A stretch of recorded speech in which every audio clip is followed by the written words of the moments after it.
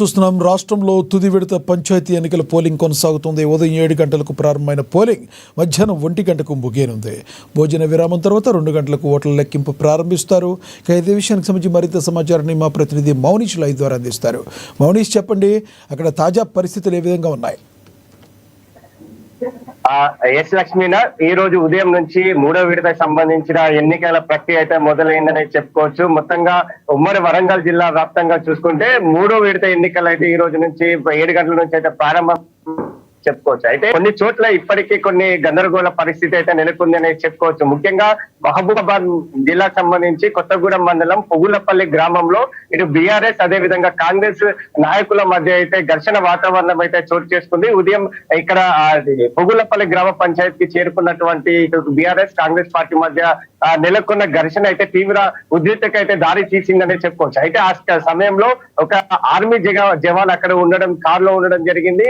ఈ నొల్లి ఏదైతే ఘర్షణ పడుతున్న వారిని చూసైతే వారైతే అడ్డుకునే ప్రయత్నం అయితే ఇటు ఆర్మీ జవాన్ కూడా చేసినట్టు తెలుస్తుంది. ఇటు బీఆర్ఎస్ కాంగ్రెస్ పార్టీ మధ్య జరుగుతున్న ఘర్షణకి ఈ జవాన్ అయితే మధ్యలోకి వెళ్లి కంట్రోల్ చేసే ప్రయత్నంలో ఇటు కాంగ్రెస్ నాయకులు అయితే ఇటు ఆర్మీ జవాన్ ని కూడా కొట్టినట్టయితే ప్రాథమికంగా మనకైతే తెలుస్తున్న బ్రేకింగ్ న్యూస్ అయితే అందుతున్న సమాచారం అయితే ఉంది. అయితే ఉమ్మడి వరంగల్ జిల్లా వ్యాప్తంగా ఇప్పటికే 7 గంటల నుంచి అయితే పోలింగ్ ప్రక్రియ అయితే మొదలైందనే చెప్పుకోవచ్చు. అయితే చలి తీవ్రత ప్రభావం వల్ల ఉదయం 9 గంటల వరకు అయితే మందకోడిగా అయితే ఎన్ని ఓటర్లు అయితే రావడం జరిగింది. 9 అనంతరం అయితే కొంచెం ఓటర్ల వస్తున్న క్రమం అయితే కనిపిస్తుంది. ఇప్పటికీ వరకు అయితే మొత్తంగా ఉమ్మడి వరంగల్ జిల్లా వ్యాప్తంగా 35% అయితే పోలింగ్ అయితే నమోదైందనే చెప్పుకోవచ్చు. అయితే ఈ తొలి విడత 2వ విడతల్లో ఎలాంటి అవాంఛనీయ సంఘటనలు జరగకపోయినా 3వ విడతల సంబంధించి అయితే కొన్ని అవాంఛనీయ సంఘటనలు అయితే జరుగుతున్నాయని చెప్పుకోవచ్చు. ముఖ్యంగా వరంగల్ జిల్లాకు సంబంధించి చెన్నారావుపేట వల్ల మండలంలో ఉన్నటువంటి ఒక గ్రామంలో ఇటు బీఆర్ఎస్ కాంగ్రెస్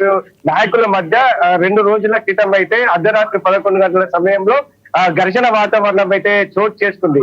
అయితే బీఆర్ఎస్ నాయకులను అయితే కాంగ్రెస్ పార్టీ నాయకులు అయితే తీవ్రంగా కొట్టినట్టు తెలుస్తుంది. అప్పుడు అర్ధరాత్రి సమయంలో ఈ భయానక వాతావరణంలో గ్రామస్తులు అయితే తీవ్ర ఆందోళన చెందారు. అయితే గాయపడినటువంటి కాంగ్రెస్ పార్టీ బీఆర్ఎస్ పార్టీ వారిని అయితే ఇటు వారైతే హాస్పిటల్ కి అయితే తరలించిన నేపథ్యం కనిపిస్తుంది. ఇప్పటికీ కొన్ని చోట్ల అయితే 2 విడతల్లో ఇలాంటి అవాంఛనీయ సంఘటనలు జరగకపోయినా 3వ విడత ఎన్నికలకైతే కొంచెం చెదురు మదురు సంఘటనలు అయితే చోటు చేసుకుందనే చెప్పుకోవచ్చు. అయితే 3వ విడత ఎన్నికలకు సంబంధించి చూసుకుంటే ఉమ్మడి వరంగల్ జిల్లా వ్యాప్తంగా 564 గ్రామ పంచాయతీలు అయితే ఉండడం జరిగింది. దీంట్లో ఇప్పటికే 34 గ్రామ పంచాయతీలు అయితే ఏకగ్రీవం అయ్యాయి. మొత్తంగా 530 గ్రామ పంచాయతీలు అయితే ఎన్నికలైతే ఈ రోజు నిర్వహిస్తున్నారు అధికారులు. దీంతో 1773 మంది అభ్యర్థులు అయితే ఈ పోటీలో అయితే పాల్గొనడం జరిగింది. ఉదయం 7 గంటల నుంచి 1 గంటల వరకు అయితే ఎన్నికలకు ప్రక్రియ అయితే కొనసాగనుంది. అనంతరం 1 గంటల నుంచి 2 గంటల వరకు అయితే విశ్రాంతి సమయం ఇస్తారు. ఆ తర్వాత 2 గంటల తర్వాత అయితే ఎన్నికలకు సంబంధించిన ఓట్ల లెక్క ప్రక్రియ అయితే మొదలు కానున్న నేపథ్యం అయితే కనిపిస్తుంది. మొదటిగా గ్రామానికి సంబంధించిన ఓట్ల లెక్కింపు అయితే చేపడతారు. ఆ తర్వాత గ్రామ సర్పంచ్ అదే విధంగా ఎవరైతే వార్డు సభ్యులు గెలిచారో వారైతే గ్రామ ఉప సర్పంచ్ అయితే ఎన్నుకోవడం జరుగుతుంది. ఈ మొత్తం పోరు అయితే 3 విధాలుగా జరిగినట్టు గ్రామ పోరు అయితే ఈ రోజుతో ముగుస్తున్న నేపథ్యం అయితే కనిపిస్తుంది. అయితే ఇక్కడ బీఆర్ఎస్ అదే విధంగా కాంగ్రెస్ పార్టీ మధ్య తీవ్ర పోటీ అయితే నెలకొంది అనే చెప్పుకోవచ్చు. అయితే మొత్తంగా ఇప్పటి వరకు చూసుకుంటే మొదటి 2వ విడత ఎన్నికలకు చూసుకుంటే మొత్తంగా ఉమ్మడి వరంగల్ జిల్లా వ్యాప్తంగా 8 గ్రామ పంచాయతీలు ఉండగా ఇప్పటికీ ఇక్కడైతే 649 మంది గ్రామ సభ్యులు అయితే కాంగ్రెస్ పార్టీ అయితే కైవసం చేసుకుందని చెప్పుకోవచ్చు. ఇటు 329 గ్రామ పంచాయతీలను అయితే బీఆర్ఎస్ పార్టీ అయితే గెలుచుకుందనే చెప్పుకోవచ్చు. అయితే తొలి విడతల్లో చూసుకుంటే 324 గ్రామ పంచాయతీలు అయితే కాంగ్రెస్ పార్టీ గెలుచుకుంది. మొత్తంగా 555 గ్రామ పంచాయతీలు గాను 324 గ్రామ పంచాయతీలను ఇటు కాంగ్రెస్ పార్టీ గెలుచుకుంది. 150 గ్రామ పంచాయతీలను అయితే బీఆర్ఎస్ పార్టీ గెలుచుకున్న నేపథ్యం కల్పిస్తుంది. అంటే బీఆర్ఎస్ పార్టీ 30% స్థానాలను అయితే గెలుచుకోవడం జరిగింది. అయితే 2వ విడతకు వచ్చేసి 564 గ్రామ పంచాయతీలో 508 గ్రామ పంచాయతీలకైతే ఎన్నికలు నిర్వహించారు. దీంట్లో మొత్తంగా 325 గ్రామ పంచాయతీ స్థానాలను అయితే కాంగ్రెస్ పార్టీ కైవసం చేసుకుంది.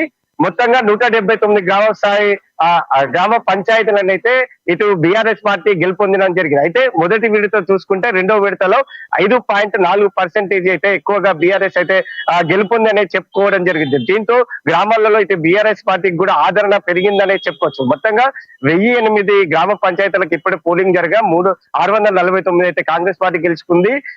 329 అయితే బీఆర్ఎస్ పార్టీ గెలుచుకుంది. అయితే గ్రామాల్లో చూసుకుంటే అధికారులు ఎంతవరకు ఓటు వేసే క్రమాన్ని వాళ్ళకి చూపిస్తున్నారు? ఎందుకంటే కొంతమంది ఎలా ఫోల్డ్ చేయాలో ఏంటో కొంత తెలియదు. అక్కడ అధికారులు ఏ రకంగా ప్రజలకు అవగాహన కల్పిస్తున్నారు? ఇంకా వాళ్ళకి త్రాగునీరుకు సంబంధించిన అన్ని కేంద్రాల దగ్గర అందుబాటులో ఉంచారా? ఎలా ఉన్నాయి? ఇప్పటికైతే అధికారులు అయితే నిన్న ఉదయం నుంచి అయితే సంబంధించిన ఏర్పాట్లు అయితే చేశారు. అయితే వాటర్, అదే విధంగా మంచినీటి సదుపాయం, కొన్ని చోట్ల క్యూ లైన్లు కూడా ఏర్పాటు చేసి అయితే ఇటు వృద్ధులను అయితే పంపిస్తున్న నేపథ్యం కనిపిస్తుంది. అయితే వీల్ చైర్లలో ఎవరైతే నడవలేని పరిస్థితిలో ఉన్నారో వారిని అయితే వీల్ చైర్లలో ఇటు పోలీసు వారు అక్కడ ఎన్నికల సిబ్బంది అయితే లోపలికి తీసుకువెళ్లి ఓటు సంబంధించిన వివరాలు చెప్పి అయితే లోపలికి పంపిస్తున్నారు. ఎవరైతే అయితే వారికి ఇది పార్టీ పరంగా కాకుండా గుర్తుల పరంగా ఉన్న నేపథ్యంలో ఎవరైతే తెలియని వారికైతే ముందుగా మీరు ఏ విధంగా ఎవరికి ఓటు వేస్తారా అనేది వారికి అయితే చెప్పి అయితే అధికారులు లోపలికి పంపిస్తున్న నేపథ్యం కనిపిస్తుంది. అయితే కొన్ని చోట్ల అన్ని సదుపాయాలు ఉన్నప్పటికీ కొన్ని ఘర్షణ వాతావరణం నెలకొంటున్న నేపథ్యంలో ఇక్కడ అధికారులు అదేవిధంగా పోలీసు అయితే భారీ బందోబస్తు అయితే ఏర్పాటు చేయడం జరిగింది. ఎక్కడైతే సమస్యాత్మక ప్రాంతాలు ఉంటాయో వాటిని గుర్తించి అయితే ఇప్పటికీ పోలీస్ బందోబస్తు అయితే చేపట్టారు.